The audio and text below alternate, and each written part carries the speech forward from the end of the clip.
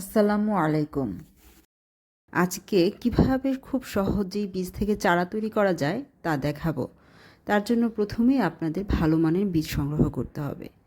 আপনারা আপনাদের নিকটস্থ কোনো হর্টিকালচার সেন্টার বা যে কোনো নার্সারি অথবা কোনো বীজ ডিলারের কাছ থেকে ভালো ব্র্যান্ডের বীজ যেমন লাল তীর, মেটাল, ইস্পাহানি ইত্যাদি কোম্পানির প্যাকেট বীজ সংগ্রহ করতে পারেন। বীজ ৮ থেকে ১০ ঘন্টা পানিতে ভিজিয়ে নিলে দ্রুত অঙ্কুরোদ্গম হয়। পটিং মিডিয়া অবশ্যই হালকা ও ঝরঝরে হবে। আমি এখানে ৫০ ভাগ কোকোডাস্ট ও ৫০ ভাগ বালু, ভার্মিকম্পোস্ট ও মাটির মিশ্রণ ব্যবহার করেছি।